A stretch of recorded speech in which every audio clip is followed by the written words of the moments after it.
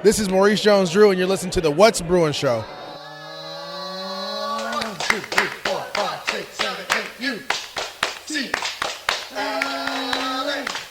UCLA, fight. You're listening to the What's Bruin Show, part of the What's Bruin Show Network, with your hosts, Jake Merrifield, Bill Shirley, Jamaal Artis, and Mike Regalado, bringing you anything and everything UCLA sports.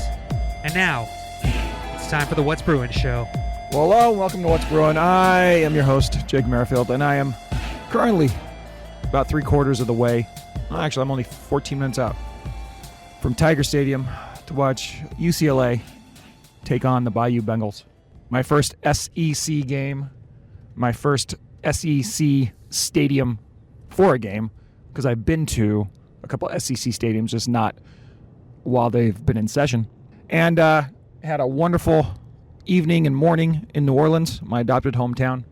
A little bit of a tiny travel hookup on the way out, but all's well that ends well, and it ended up me up in a awesome Ford truck, which I'm absolutely impressed with. But it's the What's Bruin Show on the What's Bruin Show Network. Thank you for your support. You can support us on the Patreon. Support us on the Patreon. You support us on the Substack. Just look in the show notes for me. It's off the top of my head. I can't recall it because I'm driving. But it is whatsbruinshow.com for the Patreon, or just Patreon/whatsbruinshow. Patreon.com/whatsbruinshow. So I'm driving to the game, and technically there still is a chance that the Bruins could be vastly improved from what they were in the first two games, and they could actually put up a fight against the Tigers. There are things that the Tigers aren't good at. There are vulnerabilities the Tigers have shown. They already have lost a game to USC. They very easily could have lost a game to South Carolina. Go Cox. And they were in a battle with Nichols in the third quarter. So if this team can show the minimum level of competence required on offense to play a college football game, then this could actually be a football game. You know, if you looked at, like, if you told me how LSU was playing this season, some impatient fans there. If you told me how LSU was playing this season before the college football season started and what we all thought the Bruins were going to look like, not even a super optimistic view of the Bruins, just what we kind of were expecting, then I still think, we wouldn't say that they're going to be likely to win this game even still, but you'd give them a fair shot. At this point, given how they played, though, it would be a colossal upset, an amazing turn of events, and we'd be having whiplash from the way in which our perceptions of this team shifted. Like, that would be unbelievable. But unfortunately, we have seen how they played the first two games. Oh, I just going by a sign, welcome to Death Valley. Oh, I love it. It's beautiful. I wish I would have got a picture of that. But we have seen how they played the first two games, and it ain't great. So I'm driving into Death Valley for the experience. It is beautiful out here in Baton Rouge. I've never been here, and we'll see how the game goes. As I said, I'm sitting right behind the Bruin bench, so I'm going to be taking lots of fun pictures. So check the Instagram and the Twitter for those pictures if you're interested. And they'll also be in the Substack article. I'll be coming to you after the game for a postgame, or actually this is probably going to be the first part of the postgame, to be quite honest with you. Oh, wow, it's beautiful out here. And depending on how the game goes, my postgame may be a whole heck of a lot more about my time in New Orleans than about this football game. But we'll see. Let's all hope that we have something to root for and to give us a little more hope, because right now it is fairly exhausted. But as I said, I had a little bit of a travel snafu yesterday in that my flight was just slightly delayed. Not bad at all. I had a nonstop on Southwest, and I cannot complain about that one bit, and Southwest always does a great job. Wow, this is amazing. There's just all these wonderful houses.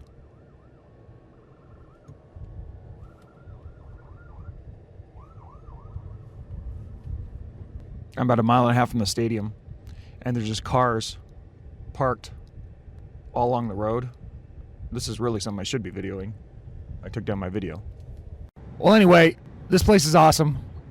I just got hooked up with parking by a county mountie. I will not mention his name, just in case that hookup isn't kosher. But basically, I'm driving around LSU, driving onto the campus, and as I get into the campus, like, it's completely unlike an LA parking experience where there are a million people. Well, first of all, there's a million parking lots. Second of all, even the parking lots where people are parking at their houses, there's like signs up and everything. Like when you're driving through Inglewood or something, and he's got a flag trying to wave people into all these little pocket driveways and things like that. It was not like that at LSU. You're driving in, and it's like the most scenic picture you could possibly imagine. There's a big river and a house on the river and all this stuff.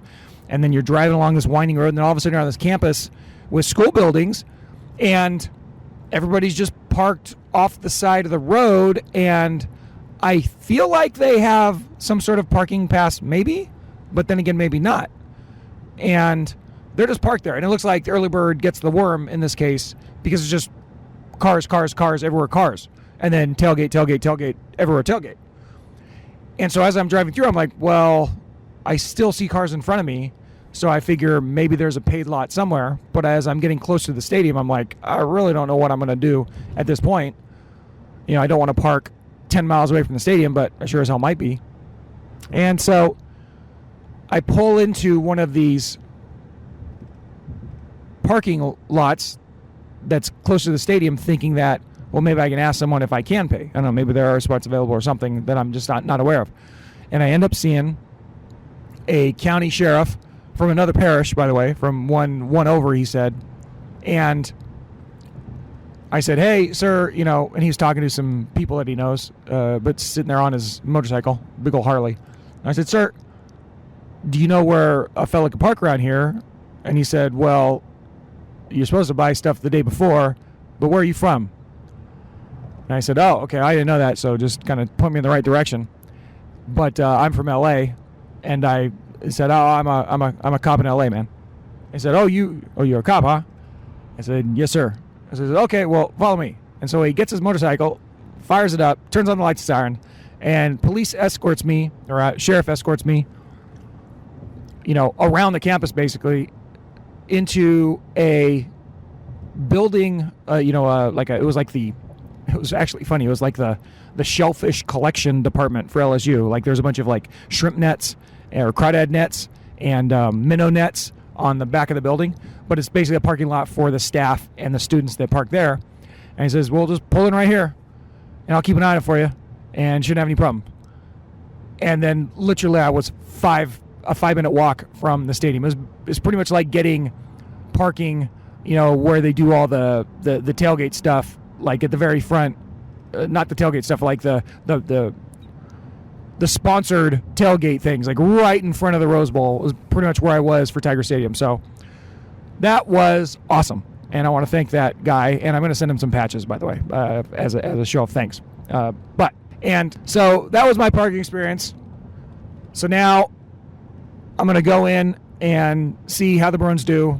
And I will be back. Like I said, am I optimistic? Not really. Could I be surprised? Sure. All we can do is hope. Your entire life has prepared you to publicly fail. You're just failing to see that right now. Take that, UCLA football cynics. I mean, just more gobbledygook from the sheriff. They kick out.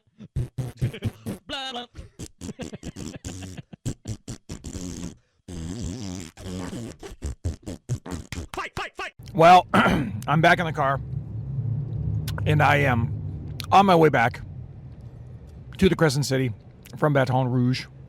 The Bruins have lost the game 34-17. They cover the spread. Congratulations to them.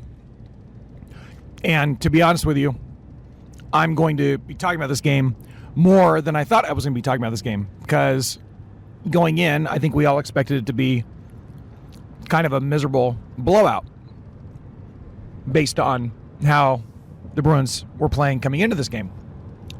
But it wasn't.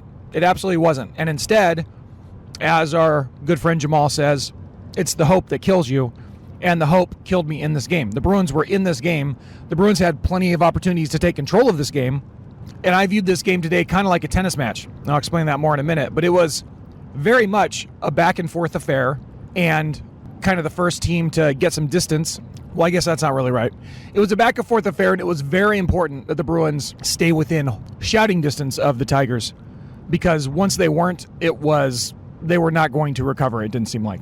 But the first half, despite the Bruin mistakes, they were tit-tit-tat and went into the and went into the locker room tied at 17.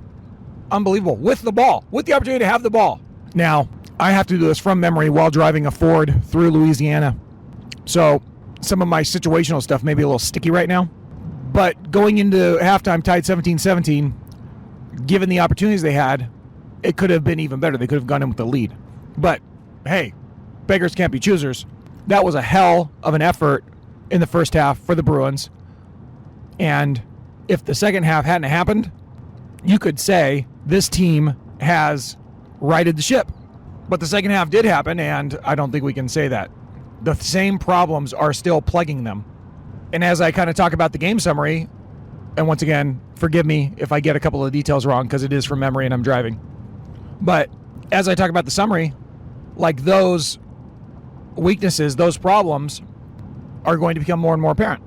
It's funny, I was walking around the stadium and the interaction with Bruin fans I've had since I've been in New Orleans. And obviously these are generally pretty dedicated fans because they're willing to go on a long road trip across the country. But it's funny, you hear a lot of the cliches out of them that we've been talking about over the summer and through the first couple games. I had a long conversation with a gentleman who was telling me that, I think they're going to be really good because, they got Eric Bieniemy as their coach, as their offensive coordinator, and they got Deshaun Foster, and they're both running backs, and so they're going to run the ball. And I just said that, yeah, except for they haven't really done that yet, and they've in fact done the opposite of that. And then there's a lot of talk about how bad the defense was, kind of in a vacuum, without talking about how bad the offense has been alongside it. I think it really is hand in hand. We saw today that this defense can get stops against a pretty good offense. LSU, all their fans describe them as being terrible on defense, and pretty good on offense. And that's kind of what we saw today. Explosive, right? They kept trying to take shots down the field, and they would pay off, either with outright catches or drawing penalties. The Bruins could not get to Nussmeier. And that really, honestly, is the difference in the game. If you look at it, all the sacks LSU was able to generate from their crappy defense, at least their crappy defense could do one thing. Our defense playing much more bend but don't break. They got stops, though. But getting on to the game summary, it starts kind of like we all were worried it would start. LSU gets the ball. They win the toss, choose the ball, march right down the field, pretty much unopposed, into the end zone. It's 7-0. At that point, I told a LSU fan, because I'm in row one behind the road bench at that point, and when they walk out in their all-white uniforms, I was like, well, the last time they wore something like this, and I might be wrong about that detail, but I'll always look at the all-white uniforms as the surrender whites, the 50-0 whites. I know they're not quite the same thing that they had on today. But LSU just drives right down the field, scores, and I'm thinking, geez, I might be out of here really early. It's hot, it's humid. I'm row one behind the bench, so I can't even see the game. What the hell am I going to do? But then the Bruins get the ball, and to their credit, like, the best they looked was pretty, the peak of the performance was pretty much the opening drive, and then the second touchdown drive showed some nails too. But they marched right down the field and shove it right back in LSU's face. And they have to convert a fourth down. I think they had like a 3rd and 2 and a 4th and 2, right? And what I was impressed by was on the 3rd and 2, they try to run a screen, and Keegan Jones gets chipped by the defensive end. And when I say chipped, I mean he got knocked on his ass, which killed the screen. Garbers had nobody to throw to, and the play was dead. And I think there was like a little stoppage, and they come back out, and then Bieniemy calls pretty much the same play. He calls another little screen, and they convert it. Because the way that screen failed was kind of low probability. So they took a chance, and then all they needed was 2 yards. I think it's just fine of a call, no problem. And they convert it, and then they end up getting down the field, and they get the big touchdown from Peterson. And that was a hell of a play, play two, right over the middle into the end zone. Very deflating for the LSU fan base. I'll talk about the crowd later, but it was pretty pumped up early, and then it just kind of lost steam, lost energy. It was kind of a, and really, especially the Bruins tying it up and going to half, it was a lower energy crowd for LSU. But the score is tied, like they're playing tennis. Each one holds serve. Each offense holds its serve. And then a fun thing happened. The Bruin defense ends up getting a stop. And then the Bruin offense goes down the field again, And I'm trying to remember what sort of herky-jerky nonsense goes on, but it was some sort of hold or a drop or something like that, and they ended up having to settle for a field goal, or they had to go backwards on a penalty. I don't remember. Penalties were really bad in this game for the Bruins. And it's a shame, too, because last week, penalties were the only reason Indiana didn't win by 50. They didn't win by 50, right? This week, the penalties absolutely killed the Bruins. But the Bruins take a 10-7 lead, and that lead goes into the second quarter, and you got to be pretty happy with that based on how it could have gone, especially how the opening drive for the Tigers went. And then I wanted to say the Bruins get another stop, and then the offense is driving down the field, and this is Ethan's first fumble, I believe. And it was a stripped sack, and it was when they were driving, and it was very deflating, and once again, I'll talk more about like just what the offense looks like in a minute. But that happens. LSU scores a touchdown right away, takes the lead 14-10. They add a field goal. Now it's 17-10 for pretty much the rest of the half until the very end. The Bruins have that drive. Keegan Jones fumbles it, but then they reverse it, which is great. I was in the stadium, so I don't know if it was a good call or bad call, but I think Suzanne told me it was a good call. And forgive me, I don't remember quite what the permutation was, but there was a point at which the Bruins have a chance to tie it. They stall. LSU gets the ball back, and the Bruins are able to hold them or get the field goal.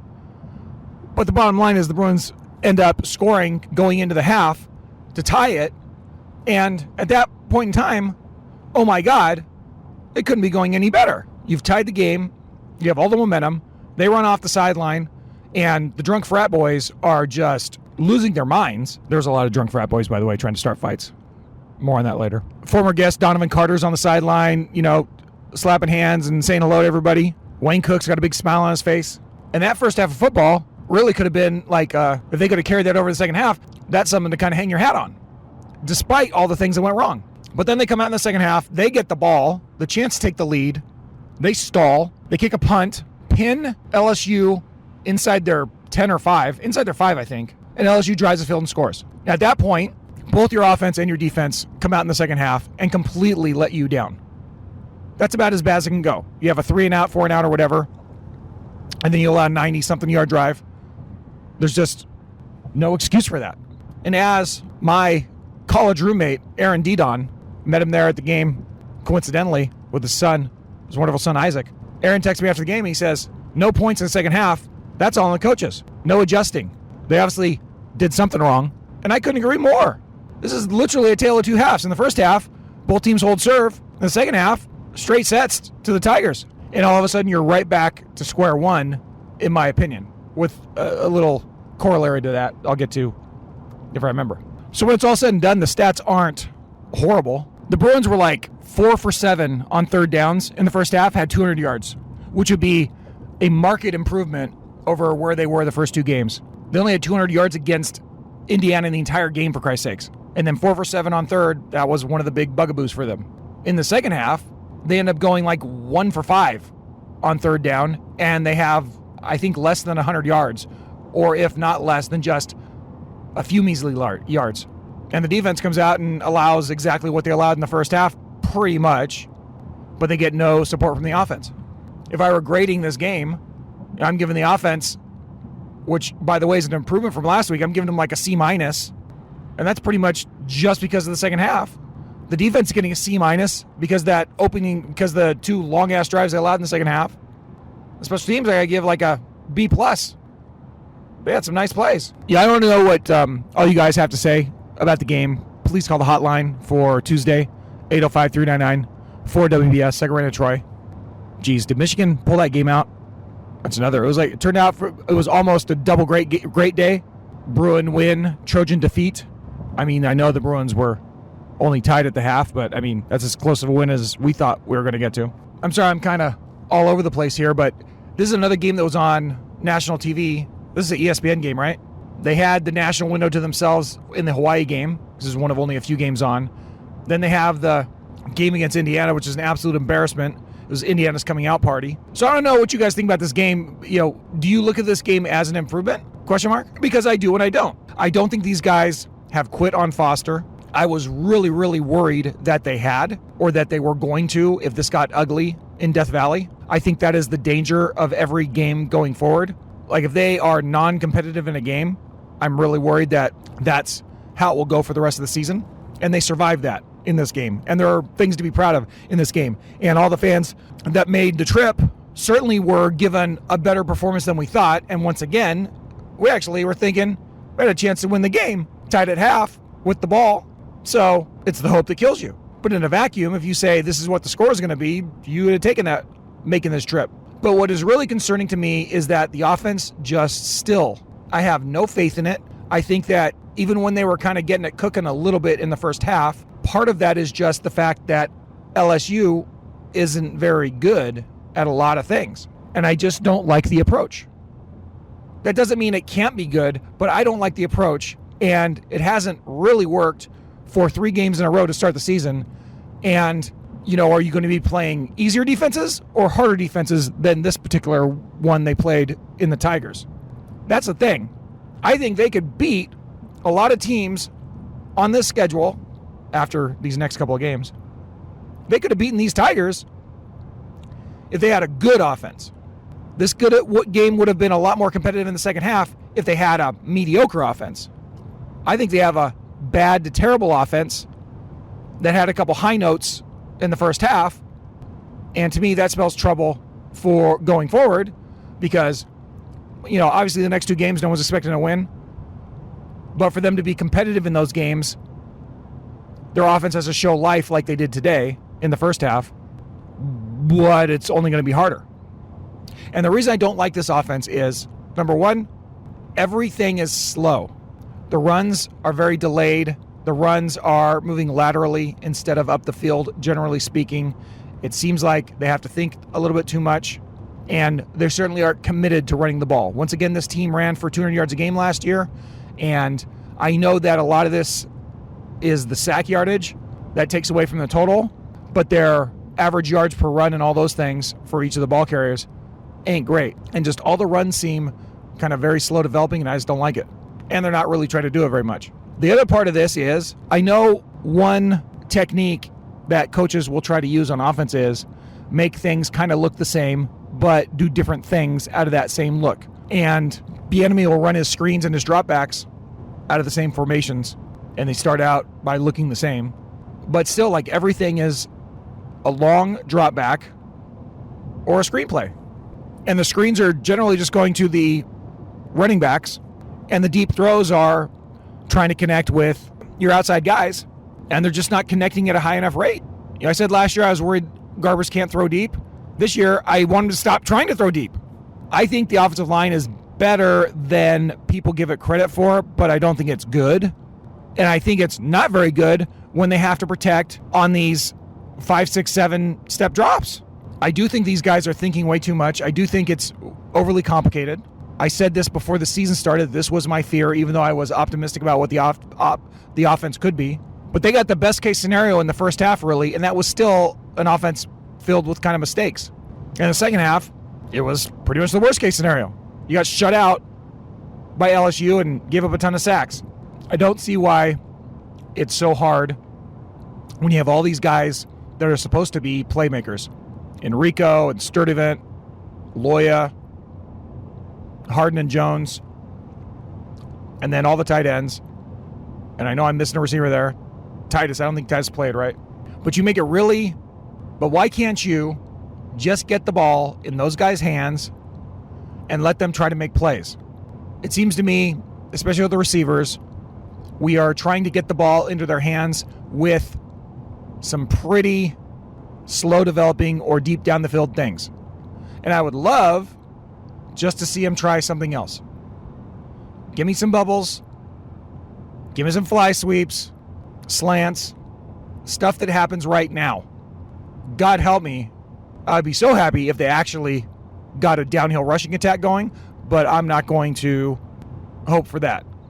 So if you're not going to do that, you know, I wouldn't mind the deep shots if it was, we're running the ball, we're getting 4 yards a clip, we're sucking them in, and now we're throwing it deep. That, to me, that is Jake's perfect offense. That's how I want to watch football, although it's getting more and more archaic. And I understand that's not how everybody's going to operate. But that's what's got me kind of depressed going forward is I don't think if their offense is continuing to play like this, I think it's going to do much worse against the level of defense they're going to play. On the flip side, I'm semi-satisfied with the defense to this degree. We have to have low expectations on the putting pressure on the quarterback, so we know they're going to be giving up some yards, and they're probably going to be giving up some scores. But once again, LSU was a pretty decent offense, and they managed to get quite a few stops in this game when the game was competitive. Now, the 2 90-yard drives they gave up in the second half, that's a problem. And maybe that's something that Malo can kind of figure out at getting better, adjusting.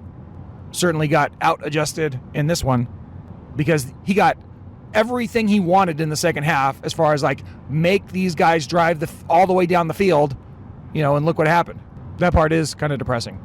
But the silver lining I see there is once you get past Oregon and maybe Penn State, there's not a lot of offenses that are going to light the world on fire, until you get all the way to, like, the SC game. So there's a chance for this defense to look pretty good if the offense can give them any support at all, which I'm very skeptical of. And that, like I wouldn't be surprised if in some of these games the defense is holding its own, getting some stops, but the offense scores 0 points or can only manage a field goal or two, and they are gradually kind of losing their thread. Wow, I just found the most killer stat of the game for me. That is, the Bruins had the ball for 17 minutes of the first half, out-possessing LSU. They only had the ball for 10 minutes in the entire second half. If that's not a total system failure, I don't know what is. So, I don't know. I think I talked about the game way more than I wanted to. But bottom line is, this game had me really geeked and had me hopeful until the second half. And now I'm kind of back where I was. Although I am thankful to the Bruins for, getting a good effort out there and keeping this alive for a half so that I didn't leave this game at halftime. I'm having a nice, pleasant drive back to New Orleans right now. And I have a lot more to talk about the actual game than I thought I did. So there you go. But it hasn't turned me into, it hasn't allayed my fears really at all. And I don't remember if I made the point or not, but the reason I'm less pessimistic about the defense and the offense is you look at the way they played today at moments, you could see them having better performances against the lesser Big Ten offenses. Sorry if I'm talking in circles. So I'm not going to do a baller segment because I can't think of any right now, and it's hard to watch the game live and pick out guys in a game you lost by 17. So I don't really have any at this point. But I do want to talk about my game day experience. I think where I left off was when I was walking into the stadium after the county Mountie let me in. Got me that sweet parking. Once again, thanks a lot. Once again, thanks very much, partner. So as I'm walking in, it was just wonderful. I said that where I parked, there were a bunch of minnow nets and crawdad nets there stacked behind this building. And there was also a truck. And all these photos I will put on the Substack at some point. If I don't get them up with the opening post, because I don't know exactly how much I'm going to have to do tonight and what my internet's going to be like, I will update them by Monday, and I'll try to remind everybody on the Tuesday show to look at the Substack for all the pictures that I post, because there's going to be a lot. And then also, by the way, I've been posting a bunch on Instagram and on Twitter. Some of it's been duplicates, some of it's not. But follow the Twitter and the Instagram, and yeah, I gave a little tour of uptown New Orleans by Tulane and Audubon Park, where I went for a jog this morning, and I almost got ran over by a cable car, and that's up there. If it's not up there, it'll be up soon, which is pretty fun. And just my favorite things about New Orleans, which of course is my adopted hometown. So subscribe on the Instagram at What's Bruin Show, subscribe on the Twitter at What's Bruin Show, and subscribe on the Substack. I think the address is in the link, but it's like substack.com/whatsbruinshow, I think. Or it's substack.whatsbruinshow.com. Gosh, I should be better at this. But anywho, I'll put loads of pictures up there. And so when I get out of my car at the hooked up parking, there's this cool like delivery truck. Think like a big UPS truck, but it's painted purple and gold, and it's like somebody's tailgate thing. And I saw a bunch of different cool tailgate vehicles walking into the stadium on the campus. And the guy that hopped out of the truck was just absolutely central casting Cajun guy, sounded like Ed Ogeron talking. And it was his son's truck. He was an older guy. And he's like, hey, it's right. It was so great. And I asked him about the shrimp nets, or about the nets. And he's like, oh, the minnow. And I think he said those are for the minnows. And then he said something else, and I was just charmed as could be. And he just told me how that's his son's truck, and they'll do a big tailgate. And none of them went to LSU, but they're all Tiger fans for life, and they all live in the area. So that was pretty darn cool. And then you walk through, and it's just a sea of people. I'll try to put up a couple of photos of just all of the fans streaming into the stadium. And it seems like they all are coming from one side of campus, from what I could tell. So that could be a part of it too. I mean, like, when the Bruins have had it going in the past, and you think of the crowds coming in off the golf course, it's kind of the same thing. Or the crowds coming in from the south, for the Bruin Walk and all that stuff. It can be kind of the same thing. But the difference is that this is like a half hour before kickoff, and the stands were relatively full. Oh, wow, I'm driving over. What am I driving over? I was trying to figure this out before. Oh, I'm driving over Lake Pontchartrain. I didn't realize I had to drive over a spillway, but I drove out here on the way out, and it's just really cool. It's one of those, like you're on the Florida Key Bridges type of thing, all over the water for, miles. But anyway, walking in, there's just a lot of people, and they're all kind of getting in there before the game starts, which is cool and very nice, and you like to see it. And oh my God, number one, I don't care if we're talking about the co-eds or the ladies that are, the young alumni, or we're talking about the middle-aged ladies like they're like my age, or the older ladies. But good Lord, do the people in the South like to get dressed up for football games? And, as a group, they are looking pretty darn good. Let's put it that way. And one of the fun things about having a tiger as your mascot is that the girls have all sorts of fun tiger themes at their disposal. So I saw these, and generally, the guys are wearing the jerseys, but the girls are wearing some sort of tiger, not LSU merchandise type tiger themed stuff. And it's pretty good to see, pretty fun to see, so they know how to do that right. So walking in the stadium, then you also get, and every school has this. UCLA's got it. The Bears have got it. Go Bears. Every fan base has fans that come to the game smashed, walking in, talking shit. One of the cool things about LSU is, and 99% of the people are friendly when they're doing it, but you're walking in and they see you in the wrong colors, in this case, the blue and gold, and they start yelling or pointing at you, and they say, Tiger bait, Tiger bait, Tiger bait. And that is so much fun, and I love it to death. And, like I said, it's very cool. Little 6-year-old kids calling you tiger bait, 80-year-old man's calling you tiger bait, bunch of cute ladies in their cowboy boots and bows, tiger bait. What's not cute is the obnoxiously drunk pack of frat boys that are stumbling their way to the stadium and screaming obscenities at everybody walking next to them, right? And like I said, this is universal to all fan bases, but there were quite a few of those at this game. And it's funny because I don't know, most of you guys know that I'm a largest dude. I'm a middle-aged old man, but I am, 6'3", 230. But these frat boys come crashing in to everybody. It's like a group of LSU fans and Bruin fans walking in together, and they're just yelling like obnoxious stuff. And they end up walking next to me, and they're still just like talking. So I put my arm around one of the guys, and he's drunk as hell. And I say, hey, man, it's all good. We're going to have fun, right? It's all love. And the guy did not like that. So he grabs my arm, and he pulls it off him. And he starts, and he's like yelling in my face. And I said, hey, this is the chance for you to do whatever you're going to do right now. So do it. And he talked shit and kept on walking. he did not want to embrace the moment. So those LSU frat boys, on the scale of, 10 to puss, came up giant puss. That was the only negative interaction I had the entire game, although I will describe a couple other ones getting into the stadium. By this time, I'm at the main entrance to the stadium, and it's a big horseshoe with stands on one end.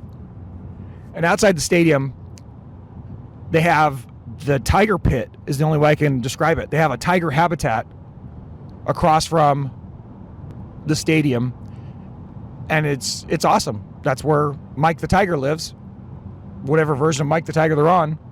And I didn't see him in there, but he's in there hiding somewhere. And it's this really cool grass. It looks like a tiger exhibit from the zoo. I mean, so if you've been to the LA Zoo, you've been to the San Diego Zoo, you know what a tiger exhibit looks like. It's better than the one from Anchorman, from 20 years ago. Now it's like a modern one, and it's pretty lit. I'd say a big improvement over like the picture you used to see of like a tiger in the cage on the sideline. Big improvement over that.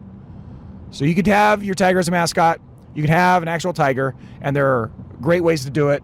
And LSU's got the money to do it, so kudos to them. That's pretty awesome.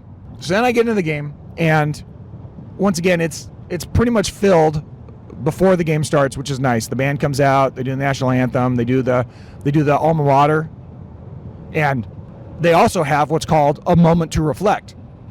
And let me tell you, the moment to reflect, amazing. It's pretty much a prayer, and the whole crowd goes relatively silent. And they just say something like, hey, as a group, this is the announcer speaking, we're just happy to be here to watch football, and we're proud to be a part of this country, and we are proud to be able to live the way that we live, and we'd like to support all the people that made this game possible, and a couple other things like that. And then they got on with the anthem. And it was like, that's nice. Nice little recognition of what all has to come together for them to play that game, and the fact that they're living in a community that is trying to work for them, and they're all part of that community. So that part is nice. To get a big old stadium of people to do that, pretty fun. So right after that, though, an LSU guy, and this guy is like 11, and he's wearing his bright yellow LSU shirt, and he comes out of the stands, and this is before the Bruins are on the field, he starts screaming at the UCLA support staff. And when I say screaming, I mean absolutely screaming. And he is so mad because they put up their medical tent in a position that's going to obstruct his view, because he's like row 4 or 5 or whatever. And so he's sitting there yelling at the top of his lungs. And you can barely understand him, but it was pretty funny. So you had that going on. And then the other obnoxious fan interaction was when UCLA goes in tied at the half, another group of those drunken frat boys ends up at the UCLA tunnel, and they are just screaming at the UCLA fans that are all concentrated in the end zone by where UCLA goes into the tunnel, and like challenging them to fights from like 40 feet away. And it was just obnoxious, and the security and cops had to tell them to go away. So maybe whatever. I don't want to point that out as something unique, because once again, that's something that is universal to college campuses. Young men acting like idiots. Young drunk men acting like idiots. Yeah, that happens. And then the game starts. It's pretty packed. I am sitting in row 1, and unlike the picture that I saw online from what I thought it was going to look like, it was row 1 that was pretty much at the same level as the Bruin sideline. So when you sit down in your seat, you're staring directly into the rear ends of the Bruins that are standing on the sideline. You cannot see anything. And then when you stand up, it's slightly better, but you're pretty much not seeing anything. So also, did I mention it's like 85 and like 96% humidity. So it is hot and humid, and you are sweating a gallon, and it's not a great scene. So I watched the first drive when LSU scores. Actually, I think I watched the first 2 drives, both scores, sitting in that seat, looking at the video boards to watch the actual game. And I said, well, look, if I'm going to be watching this game on the video board, I'm sure as hell not going to sit in the sun to watch this game. So I walked over to the tunnel at which you could see the video board, the Bruin tunnel, and I ended up watching 80% of the rest of the game from there. And I met a nice family, the husbands. I met the grandfather. He is a Bruin during the Wooden era. He said he went to he was on campus for like 7 years. I guess he got 2 degrees. And he was there for 7 of the wooden championships, so that's pretty awesome. And then his daughter was a Bruin, and she married an LSU guy, and they live in San Diego. But I spent the rest of the first half and half the third quarter standing next to those guys. And then I would, luckily, it was like very, very chill and mellow on the sideline. And so you literally could walk along the sideline with the ball if you wanted to, and pretty much post up and watch whatever you wanted to watch with a semi-obstructive view. And that's kind of what I did. And it was a nice experience. I don't think I'd buy those seats again, but it was nice to have those seats to see how the team was acting, especially in the first half when they had the big momentum push. That was pretty cool. And as far as the game goes, and by the way, the LSU guy that I met, he was telling me that this game wasn't quite the atmosphere that is the most vaunted, voted best college football experience that money could buy. That was from a poll this year. He said that happens at a night game that's also an SEC game, when it's like standing room only, and I imagine they probably are much more strict about people coming and going from their seats. But it was still packed during that game, and it was still pretty loud. And on third down, the crowd got pretty loud. They didn't have to pipe in a bunch of noise. They would do, standard stuff, but it got loud, at least for the first half. Second half, it was much more dead for both teams. A lot of people didn't come back. But I think the difference in the SEC experience versus the Pac-12 experience and now Big Ten experience for us is, number one, like you're talking about a team that's got national championships in the last 10 years, multiple national championships in the last 20 years. And so, of course, their fans are going to be there and be energized as compared to the Bruins. Like, that's just like a non-starter argument. However, when the Bruins were actually good, when I was in school and for the first number of years after I was out of school, the crowd wasn't really any better than what the crowd at the Rose Bowl would be.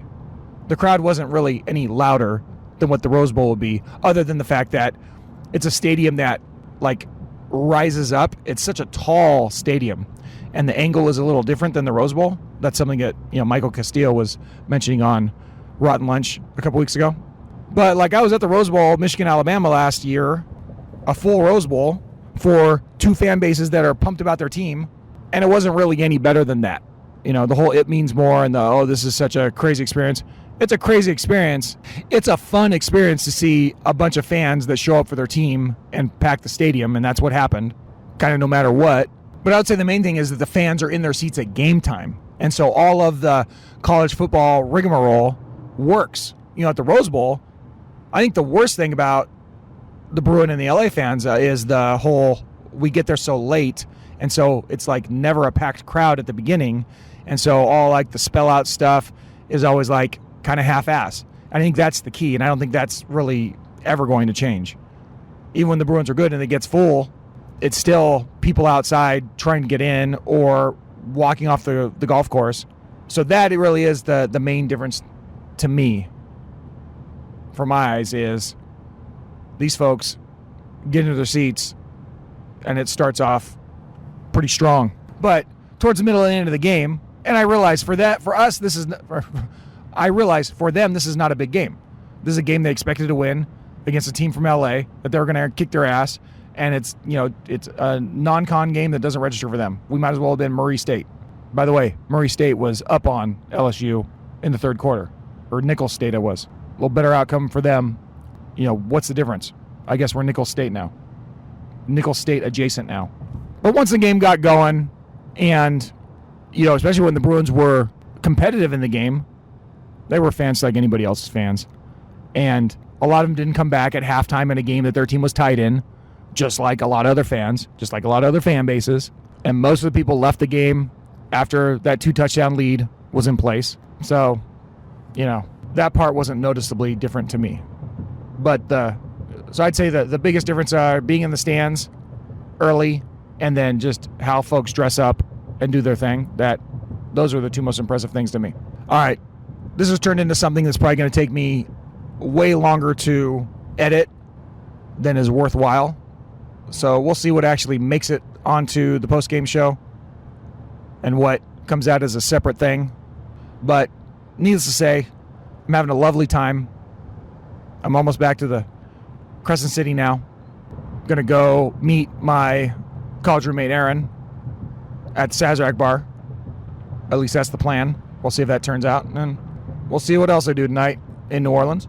I have a little bit of the morning tomorrow, and then I'll be on my way home. So, like I said, keep an eye out on the Instagram, keep an eye out on the Twitter, at What's Bruin Show, on both of them. And the Bruins showed a little life, but faded.